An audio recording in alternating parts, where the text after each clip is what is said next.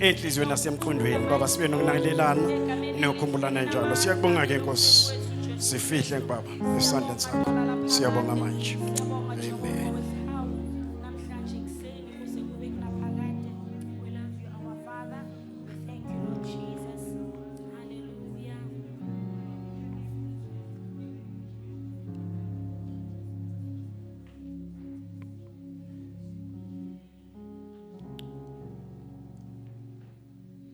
Angithathe lethuba ngibingelele obaba ngokwekhundla umama ngokwekhundla ulusha lonke lihlangane ngelihle igama elinamandla igama lomfelo wethu Jesu Kristu amen. Ngiyazibongela ke bazalwane kuba khona la uNkulunkulu emuhle ngibongeke nomndeni kaMshengu umholi walakhaya nomama abangihlelile ukuthi ngibe khona la ngizoshare. Ngibuye ngikubonge nawe ubukhona bakho la uma ubungekho kwamina bengizawuqalaza ngala ngiqalaze ngala bese ngiyaphuma ngithi abantu bahluthiwe sibahambile bayezulwini manje sesekhona sizokhuthazana. Haleluya. Usho njalo MC wanamhla uthi ngizazise uSimon igama insizwe esekhulile. Haleluya. Lo mkhuba sawufundisa ngomunye umama okhona labathu Rebecca wathi siboyeke ukuthi ngingibaba ubani uzawulala esibhedlela bafike bathi sifuna ubaba ubani bathi nalo yangibaba ubani ziyafana izibongo kepha yena ungubani. Haleluya. Manje ngiyabonga ke bantwana basekhaya uthi MC ngizazise ngingibaba nginezingane ezine nginomama unkosikazi wami ngiyaqabanga ungalo umama bayamazi umama uMkhonazi namhla ukhona ungale eklasini enganeni kuSonto School sibusisiweke ngamantombazana amabili nabafana ababili omunye wabo khona la senginomakoti nangu umakoti lapha kubahleli khona bobaba uPhiri nomama uPhiri siyabona ke ukuthi insizwe isekhulile hayi izizukulwane yekela zinengakhulu. Haleluya. Siyambonga kuNkulunkulu ubukhona la isolweni ministry siyabonga ivakashi zalakhaya sithi halala sinthanda lavi sinani bahlobo bethu kwangathi ningahlala njalo niphinde nibuye ubuningi bethu benza indawo ifudumale kuyakhomba ukuthi ikhaya esiphatha kahle ivakashi. Amen. Haleluya. Usho njalo umunye umama wathi bangintshontsha seningitshontshile nani ke sicabanga ukuthi senintshontshe umunye uthi zenakhuluma wathi kune korobela kule bandla. Hayi ke sishare izwe sikhuthazana ngezwe esikhathini esiningi asinako kunye singakuthembisa kona zidlele izwi liphile kuwe yiloko ke sinako kule bandla asinamabhodlela asinokuthembisa futhi okungaphezulu kwamandla esinganako kwathina siyobe sesishumayela ivangeli lamanga. Haleluya. Siyambonga kuNkulunkulu muhle ngeenkathi zonke ngokuhlala ke ngiqhamuka lapha kunawo umuzwi bathi abanye uzungezwe izindunduma zamalahle. Haleluya. Amen. Lapha eXuwa nazi indunduma zisivimbile ngapha nangapha sihogola idust njalo nje idust kusekhala idust lapha ya kulamini enkhona la ngisifihle khona kwesikhashana ngithi kwesikhashana la sihlezi khona ngenye imini siyondlula siye ekhaya emaphakadini. Amen. Haleluya. Silana siyakhuthazana senhlani lethu sisuka la siyale uIsrael bekasuka ngapha eGibhithe ayale eKhanani. Haleluya. Kepha babuye bandlula bonke leso zizukulwane manje nathi siyakhuthazana ngohambo lwethu esibhekene nalo siyafunda isikhathi sambile ngizothembeka ngizoba mfishane ngendlela emangazako ngoba ngifuna ukuthi uthi nawubona uthi ba uthi na insizwe esekhulile yodisha ngami. Haleluya.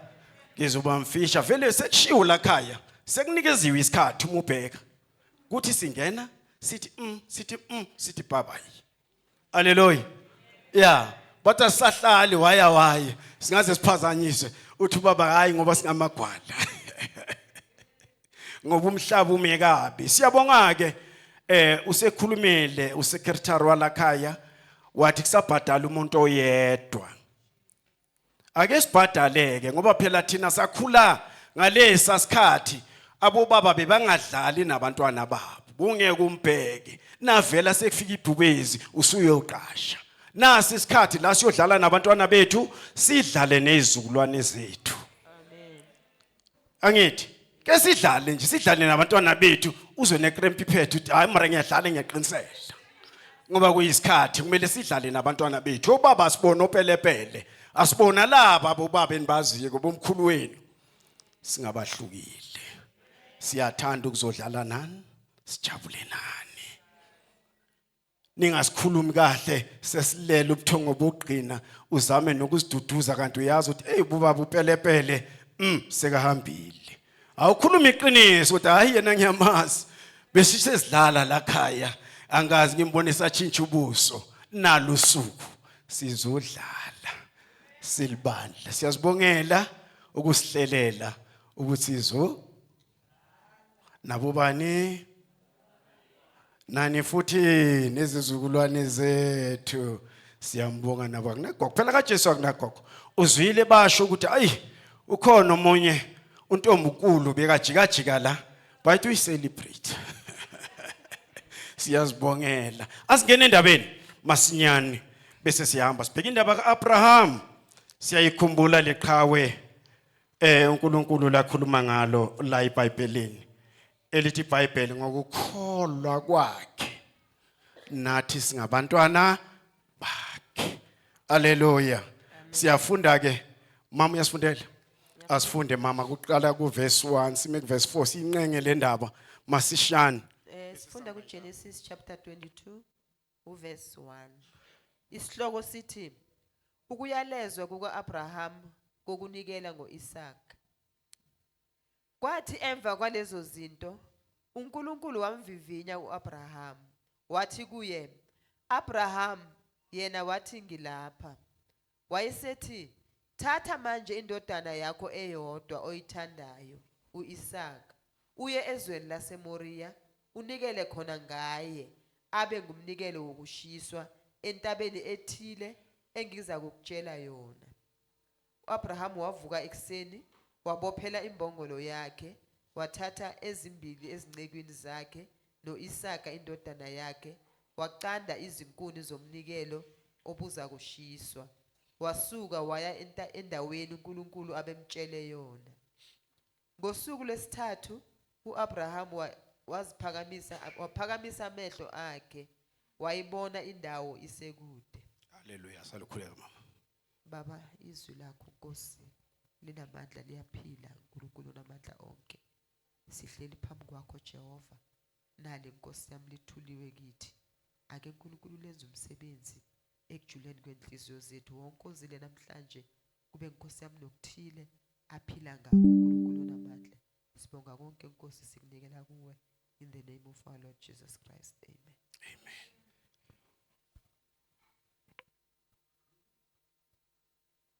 Ithi iBhayibheli wathi emva kwalezo zinto wamvivinya. Akamtshelanga ukuthi yamvivinya. Ngoba uma bekamtshelile bekazoyenza kahle kakhulu.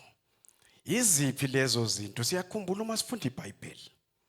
uAbraham bekaloko akhuleka kuNkulunkulu aqela indodana ezizoba yindlalifa. Kangangoba umama Sara wazibona ngabelethi waze wathi kuAbraham ngena kiyo incikukazi yami uHagar akutholele indodana. Wakwenza lokho. Kepha uNkulunkulu uthena lapho lona akuyona indlalifa yakho. Wathi uNkulunkulu kuye lalela ke Abraham ngoba uNkulunkulu othembisako angafani nomuntu. Umuntu angathembisa abesathi ngikhohliwe. uNkulunkulu akakhohlwa. Wathi kuAbraham unyakozayo ngaso lesikhathi uSara uzoba nedodana. Haleluya. Wasiqwalisa uNkulunkulu leso sithembiso. uma sasigqwalisile uNkulunkulu leso sithembiso yabakhona indodana lithi mhla uAbraham ayini ukulunyulwa yini mama kuyekisa ibele yebo mhla uAbraham ayilunyula indodana yakhe wenza idili elikhulu kwagqwala injabulo ngokuba indlalifa seyikhona kusho ukuthi uAbraham manje ugcwele injabulo ujabulile nangu uNkulunkulu sathi Abraham thatha manje indodana yakho eyodwa uye enzweni laseMoriya entabeni ethile ngikubonisa leyo ntaba unikele ngayo ibe ngumnikelo wokushisa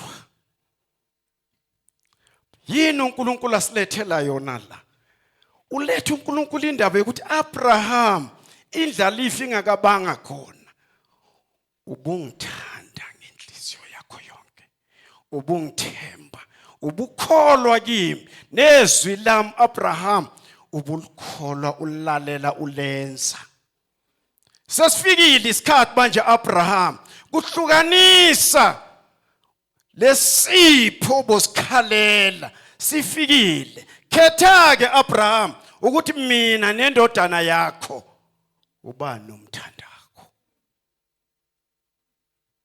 lesipho susitholile lese bosikhalela akosithathe kuyonikela uyakhuluma untokazi la uThembeka uthi bese kuyisikhathi akukhuleka ukuthi uNkulunkulu akongibusise ngithola umsebenzi opermanent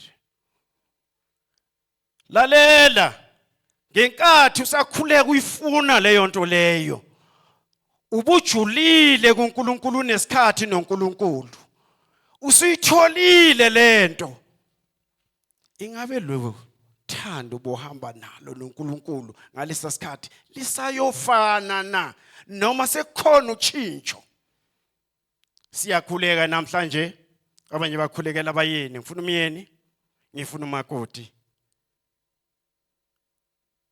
ngifuna ikhaya uma sokutholile ngaleya ndlela bohamba noNkulunkulu lobudlelwane bonabo ngalesa sikhathi busayofana na noma lokhu bengikhulekela ngikutholile khulekela imoto uNkulunkulu uyakubusisa siyazi thina esikholwa ukuthi zonke izibusiso zivela kubani abesathi uNkulunkulu kuwe hamba emkhukhwini le ngale moto uyongikhonza khona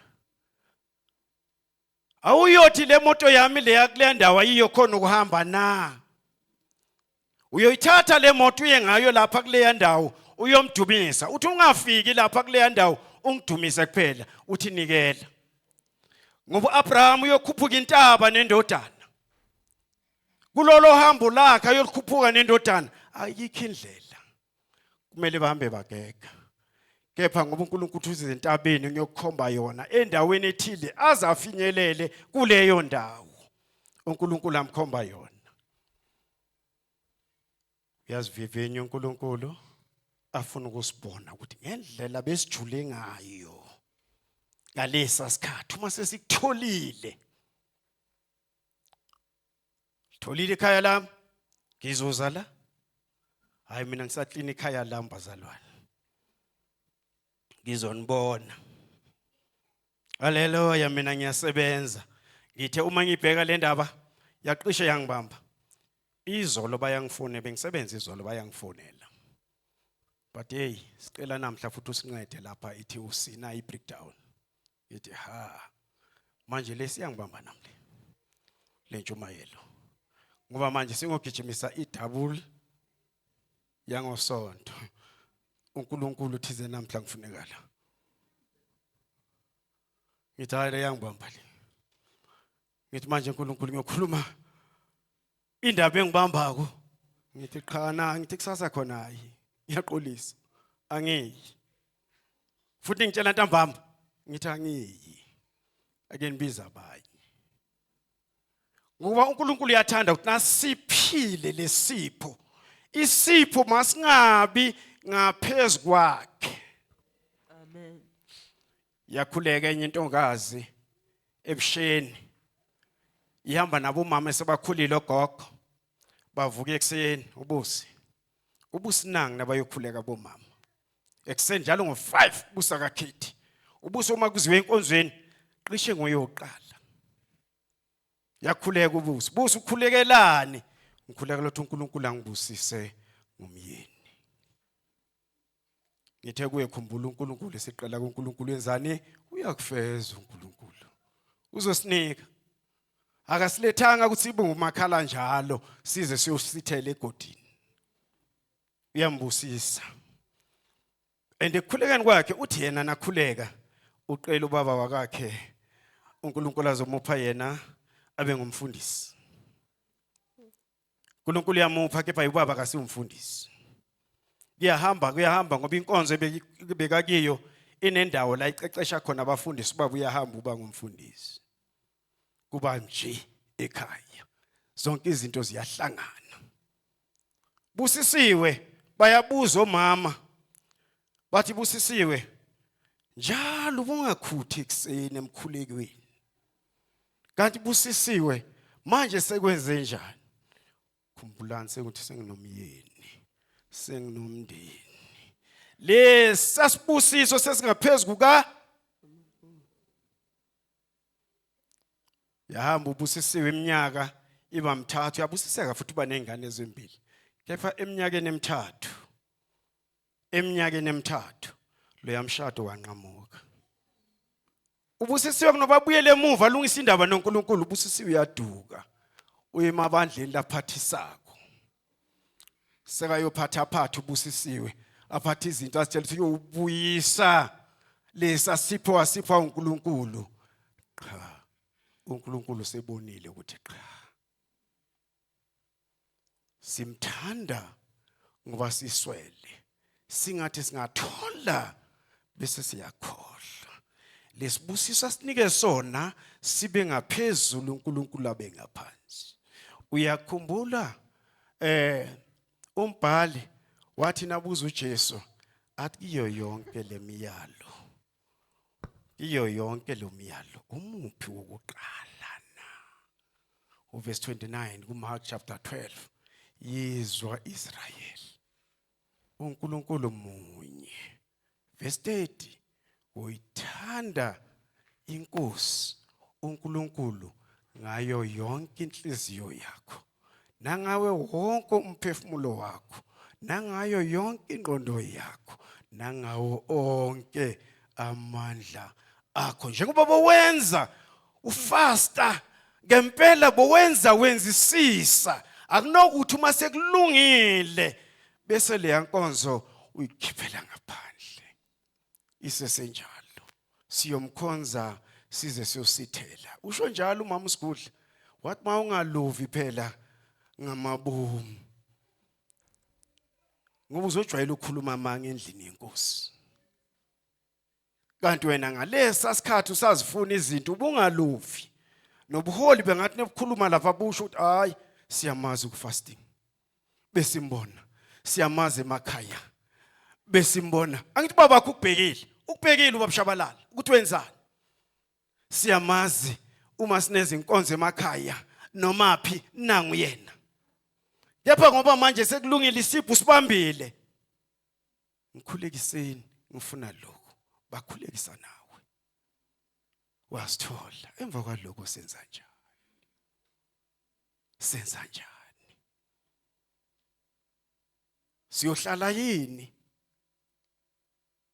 noma siyobuyela emuva shilo mama Sigudla futhi wathi indoda ikhulumile uPetro uma sisuka kuwe sokuya kubani amazwi okuphila okuphakathi akuwe Jesu siyakholwa siyavuma ukuthi wena ungongqwele kaNkulunkulu bakhona bakhulumile kepha amazwi okuphila okuphakathi awekho kibo uma sisuka kuwe siyobalekelapi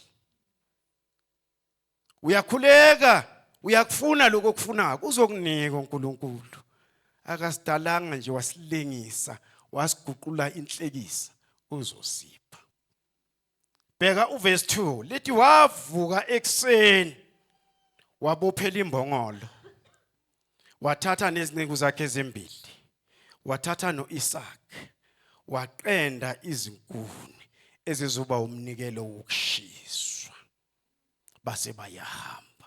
Ufuna ukutshelana indaba, kunendaba ephakathi komuntu noNkulunkulu. Indaba yomnikelo phakathi komuntu akamtshelanga uMamsara ngokuba uma bekatshela uMamsara uhlelo bekungenzeka luphimbe. Sengimdala kangaka mkhulu usethi wena kuthathele umntwana angeke ukubone lokho. Kepha uNkulunkulu ngoba uyamvivinyo Abraham. uAbraham uyaqonda ukuthi indaba yomnikelo ingeyami noNkulunkulu. Uyakhumbula uma ufunda incwadi yezenzo 4 ubheka uverse 32 yehlele enzasi imfundo yeBhayibheli. Lithi ibandla lonke lahlanganya laba munye bathengisa ngendawo zabo nangezindlu zabo nangempahla yabo bathatha loyo mnikelo. Kusho ukuthi akekho watshela umunye ukuthi wena le engakanikela ngayo ngoba le ndawo iphakathi kwabo noNkulunkulu bayimixa enyaweni zabapostoli.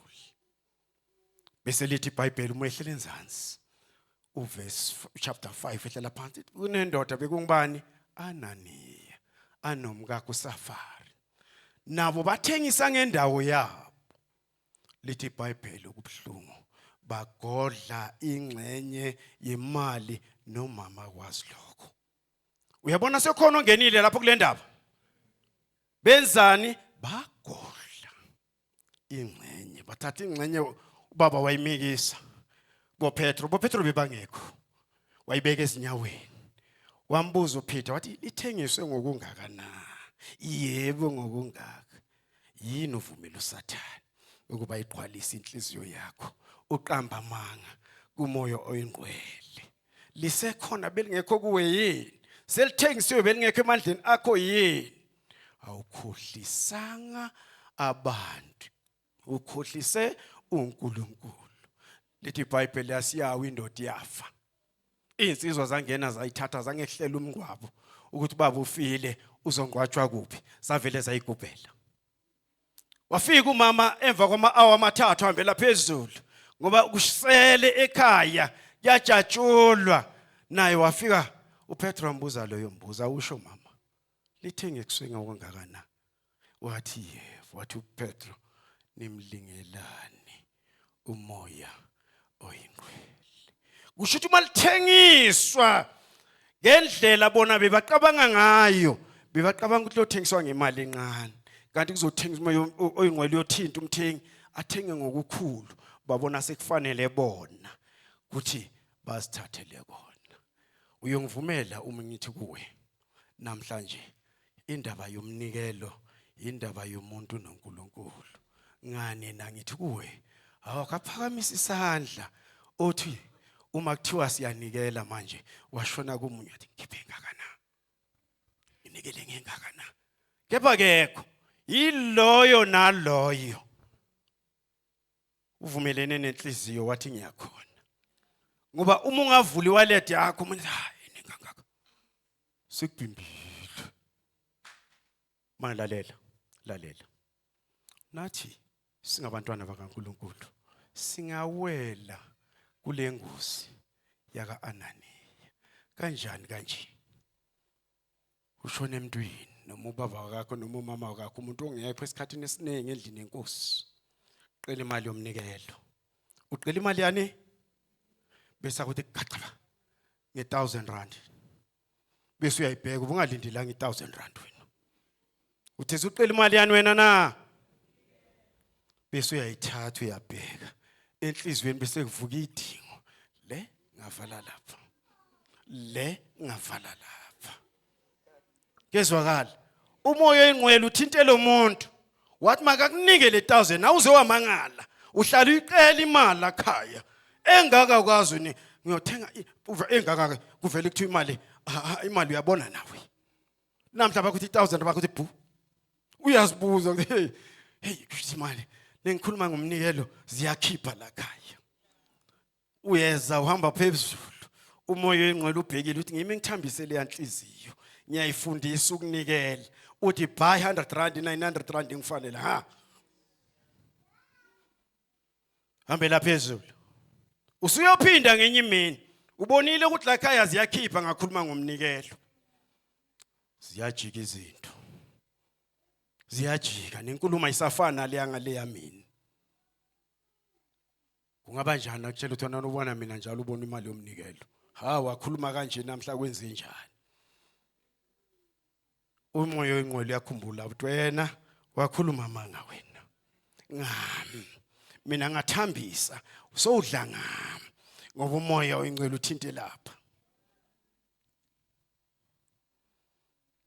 bese umoya oyingcwele uthini uthi wena ngumkhohlisi uyakhohlisa bese umoya oyingcwele wenzani iBhayibheli lithi wenzani uyawuqima uyathula umoya oyingcwele ngoba uyakwazi hamba ke ngamandla akho akusafani nangale yamini kuthini kanti namhla ngenzini ngikhulume kanjani ngoba ngisakhulume njengalela langa uthulile umoya oyingcwele lapha phakathi wathi akuzile ngalamandla akho uyozenzela ake sichapheleke nathi kungcono ukuthi uma uqela uvese usho ukuthi hayi phela qela imali yomnikelo niyokwenza lokho nalokho angithi bese buyela kule ndaba uMC layithintile athi makube yiloyo naloyo anikele ngenhliziyo enjani ngoba lapha kule yamali abasho ukuthi yomnikelo ile yaloku yile usuyohlephula ngesibindi nomoya oyingcwele uyavuma ukuthi hayi ukhulume kahle awudlanga ngomoya oyingcwele wakhuluma amanga haleluya lithi iBhayibheli uma ubheka uverse 4 wathi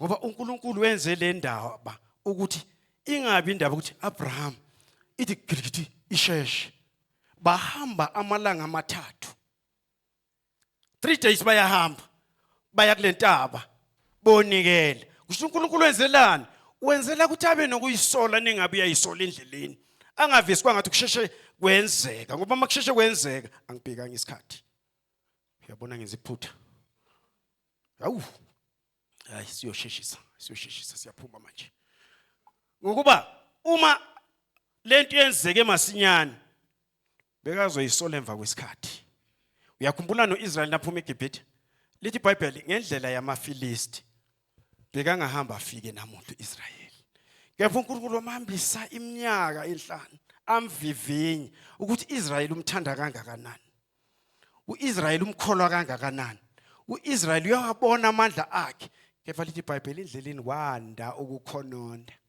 bamsola noNkulunkulu baze bafuna ukukhumbula emuva lababuya khona bakhumbula konke okungasikuhle emuva kanti uNkulunkulu bamekisa ebuhleni Abraham emva kweinsuku ezintathu waphakamisa amehlo wayibona indawo isekude qhubeka mama sambe ume verse 8 verse 4 siya 8 I mean 5 mama skisi verse 5 yebo uAbraham wathi ezingcekweni zakhe hlalani lapha nembongolo mina nomfana sisaya lapha sikhuleke sibuye size kini Abraham wathatha izinkuni zomnikelo obuza kushiswa wazibeka phezulu kaIsaka indodana yakhe waphatha esandleni sakhe umlilo nomese bahamba bobabili kanye kanye uIsaka wathi kuAbraham uyise baba wathi yena ngilapha ndodana yami wayesethi bheka nanku umlilo nezinkuni kepha iphi imvu yomnikelo ezakushiswa na uAbraham wathi uNkulunkulu uza kuzibonela imvu yomnikelo ezakushiswa ndodana yami bahamba bobabili kanye kanye haleluya lalela uyabona ukuthi uAbraham usebenzisa nalivesi elilapha kuZaga 3 uverse 5 themba kuJehova ngayo yonke inhliziyo yakho unganciki kokwakho ukuqonda uyamuzwa uthini lithi iBhayibheli washiya izinciku la uthi yena sisaya lapha siyokhuleka sibuya sibuye. Kepha uNkulunkulu uthize le ndodana ibe ngumnikelo wani? Kepha ngokukholwa nokumthemba uNkulunkulu uyamethemba ukuthi njengoba siya lapha ngempela siyobuye sibuye siyokhuleka sizobuya. Kizwakala lithi iBhayibheli bahamba Abraham wasuthatha inkuni uzinikeza ubani? uIsaka. Uma basendleleni ngiyazibuza uma ngifunda la elithi khona uIsaka wasiyabuza baba ngilapha ndodana yami. Ngiyazibuza uma ngifika lapho uyabuza umfana uthi baba ngiyabona inkuni nomlilo kepha iphi na imvu yomnikelo wokushisa? Ngizibuza ukuthi ngempela impendulo kuAbraham iphume lula isibibithwane azange sibe khona. Kuvele kwabalula ukuthi uNkulunkulu uzozibonela noma uthini kanti lo mntwana. Ngempela ngiyazibuza ukuthi ngempela Abraham namehlo bekabhekephi umfana nakubuza kanje? Wambheka noma kukhona ukuhlengezela ukuthi ngempela mntwanami ebengikulinda isikhathi eside kangaka. Namhla yimina lo engiyobeka isandla kuwe. Kepha uNkulunkulu uyafuna sisebenzise ukukholwa. Ngaphandle kokukholwa akwenzeki ukumthokozisa. Ngokuba ozayo kuNkulunkulu kumele akholwe ukuthi uNkulunkulu ukhona nokuthi uNkulunkulu uqobo ngumvuzo walaba abamfunayo. Haleluya. Asambe mama, asambe sizohamba. Verse 9. 9. Bafika endaweni uNkulunkulu abemtshele yona. uAbraham wakha khona ialtare, walungisa izinkuni, wambopha uIsaka indodana yakhe, wambeka ialtare phezu kwezinkuni. 10. Yeah. uAbraham waselula isandla sakhe, wathatha ummese ukuba ahlabe indodana yakhe. Kwase kumemeza kuye ingelosi kaJehova isezulwini ithi, Abrahama, Abrahama. Yena wathi ngilapha. Yayisithi, ungabeki isandla sakho kumfana, ungenzi lutho kuye, ngokuba ngiyazi manje ukuthi uyamesaba uNkulunkulu. Lokhu ungagodlanga kimi ndodana eyodwa yakho. Bambe lapho mama, bambe lapho. Uyaqhubeka uAbraham uyayenza. Uyabona uma ufunda iBhayibheli nali ivesi lithi kuJames chapter 1 verse 22 lithini? Yibani ngabalenzayo izwi, ningabi ngabalizwayo nizikhohlise. uAbraham uyenzani? Uyalenza izwi. Uma lenza izwi lithi iBhayibheli amazulu asayavuleka, umdala wensuku wabheka ingelosi yasiyamemeza, Abraham, Abraham, ungenzi lutho, ungamthinti umfana, ngokuba ngikubonile Abraham ukuthi uyamesaba uNkulunkulu. Ukumesaba kusho ukumhlonipha ngokupheleleyo. Uma singabantwana bakhe simhlonipha ngokupheleleyo uNkulunkulu, kula sikhumbula khona ukuthi uNkulunkulu ngubani nokuthi thina siyini. uNkulunkulu ngumdali, sizidalwa zakhe, sikhona ngenxa kaNkulunkulu futhi sikhonela yena. Uthi uNkulunkulu lalela, awuyigodlanga nendodana yakho. Ngibonile Abraham uyangithanda, ngikubonile Abraham uyangethemba, ngibonile Abraham uyangikholwa. Abraham, ingani nezwi lami awulingisi nje kuphela, ulenzile lapheleliswa. Haleluya. Kungaki iBhayibheli uma ufunda uJakobe chapter 2 verse 23 lithi kwagqwaliseka umbhalo uthi uAbraham wakholwa kuNkulunkulu kwabalela kuye ukuthi kungukulunga wabizwa ukuthi ungumhlobo kaNkulunkulu. Haleluya. Uma ngempela singabahlobo bakhe ngempela siyoyenza ngendlela asitshela ngayo. Uma ungeza ubufakazi obuthulwe la kaningi obusigqugquzelakho biyasikhuthaza ukuthi masingabheki emuva. Ushilo neMC wathi angisafuna ukubheka emuva, ngibheka phambili. Uyofunani emuva?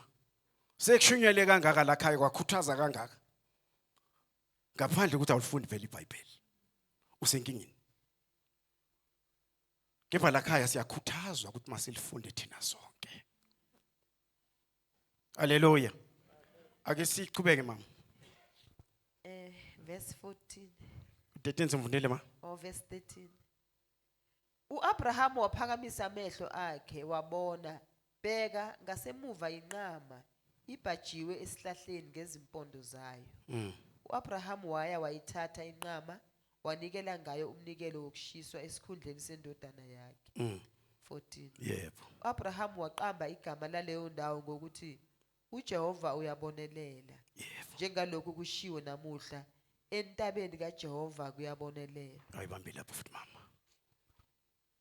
Wathi uphonse emuva umdala wensuku ngoba ushilo ukuthi uyendaweni engizakubonisa yona, akayanga endaweni eqabangwa nguye.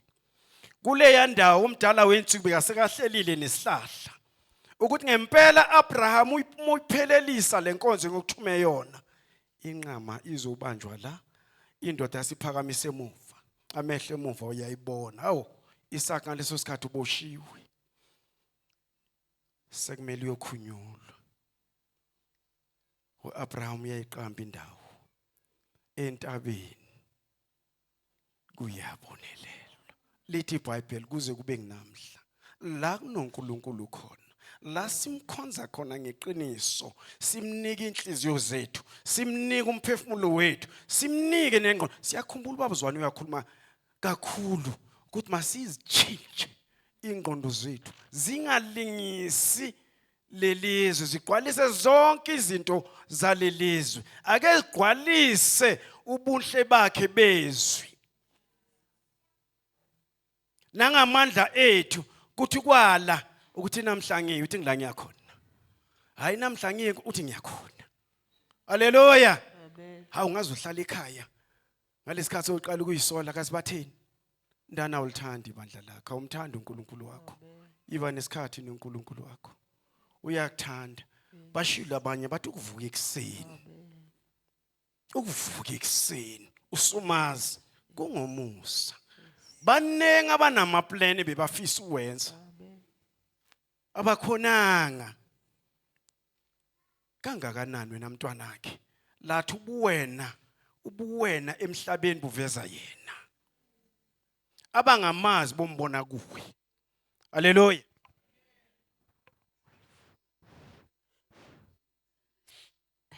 Verse 15. Ingelosi kaJehova yayisimemeza kuAbraham ngokwesibili isezulwini, ithi, ngizifungile usho uJehova ukuthi njengokuba ukwenzile lokhu, ungagodlanga indodana yakho eyodwa, ngiyakubusisa nokukubusisa, ngandise nokwandisa inzalo yakho, ibe ngangezinkanyezi zezulu nangangesihlabathi sasogwini lolwandle. Inzalo yakho inqobe isango lezitha zayo, nangenzalo yakho ziyakubusiswa izizwe zonke zomhlaba ngokuba ulalele izwi lami. uAbraham wayesebuyela ezincekwini zakhe, basuka baya eBerisheba. uAbraham wakha eBerisheba. Lalela. Kunesibusiso sokunikela.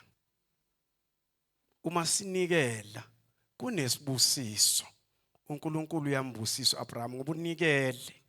Nami nawe uma sinikela kunesibusiso bantwana basekhaya. Asilahli nje. Asenzi nje udumo ukuthi siyabona, siyanikela. Kunesibusiso sokunikela. uNkulunkulu wambusisa uAbraham. Wathi izizwe zonke zomhlaba abokukholwa ngoAbraham abafana nami nawe ziyokubusiswa ngokuba uAbraham wenza kahle. uShilo MC wathi ngifuna ukwenza kahle, angenzeli mina ngedwa, ngenzela nabantwana bami, ngenzela nezizukulwane zami. Ukuhlakanipha uma siyokhumbula ukuthi konke sikwe